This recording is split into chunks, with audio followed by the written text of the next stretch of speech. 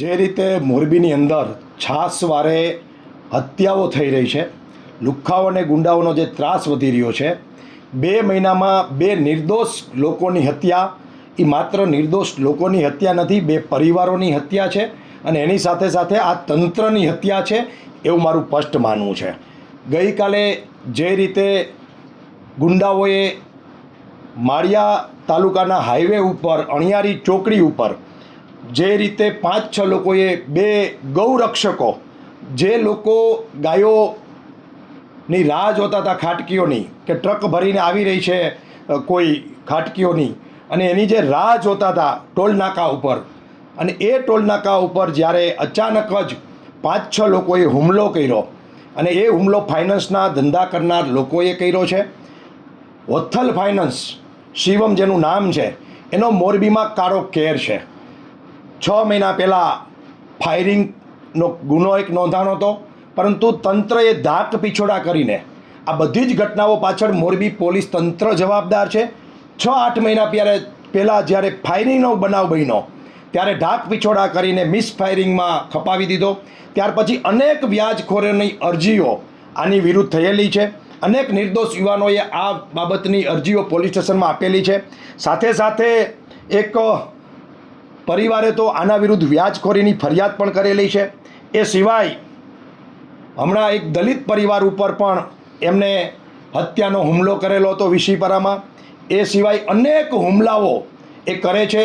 એ કોઈ પણને ફોન કરીને કહે છે કે મારા વ્યાજના પૈસા આપી દેજે. એ 10%, 20%, 25%, 50% સુધીની વ્યાજખોરીનો ધંધો કરે છે. જો પૈસા ના આપે એટલે એને સીધું જ કે તારા પીછવાડા ઉપર અમે સીધી છરી મારશું. મને પોલીસની બીક નથી. પોલીસને મારી વિનંતી છે કે એનું આઈડી ચેક કરી લેજો. પોતે કરેલા ગુના ન્યૂઝ અને ન્યૂઝપેપરના વિડીયો પોતાના ઇન્સ્ટા અને ફેસબુક ઉપર મૂકે છે. પોલીસનો કોઈ ડર નથી. એ ખુલ્લે આમ 5-7 ગાડી કાળા કાચવાળી લઈ અને નીકળે છે. મોરબીની અંદર વત્થલ ફાઇનાન્સનો કારો કેર છે. એવા સમયે કોઈ ચૂંચા બોલવા તૈયાર નથી. અને કાલે જે 2 મિત્રો ઉપર જીવલેણ હુમલો કર્યો, એમાં એક યુવાનની હત્યા થઈ ગઈ છે, અનિલ કંડિયાની, અને બીજો જે યુવાન છે એ વિવેક અઘારા ઘાયલ છે. તો મારો સવાલ છે પોલીસ તંત્રને, અને અમને એમ હતું કે અહીંયા નવા આઈજી નિલબિત રાય આવ્યા છે તો આ પ્રકારના ગુનાઓ બંધ થશે, પરંતુ છાસવારે હમણાં જ સોની પરિવારના એક દીકરા ઉપર નજીવી બાબતે છરીનો હુમલો થયો અને એની હત્યા થઈ. આજે પણ આ ગૌરક્ષકની હત્યા થઈ છે રાત્રે 2 વાગે. તો આ મોરબીનો ક્રાઇમ ક્યાં જઈ રહ્યો છે? મોરબીની અંદર ગુંડાગીરી મારા ધારાસભ્ય કહી રહ્યા છે કે હનુમાન દાડો એક જ દાડો. તો મારો સવાલ છે, એ બીમાર હતા, ઓપરેશન કરીને આવ્યા છે. મેં નક્કી કર્યું હતું કે કોઈ ટીકા ટિપ્પણી પર્સનલી કાંતિભાઈ અમૃતિયા પર કરવી નથી, પણ આજે કરવી પડે છે. કારણ કે માત્ર વાતો કરવાની, માત્ર લોકોને ભ્રમિત કરવાના, માત્ર ને માત્ર ફાંકા ફોજદારી કરવાની, અને સત્ય જમીન ઉપર કંઈક અલગ છે.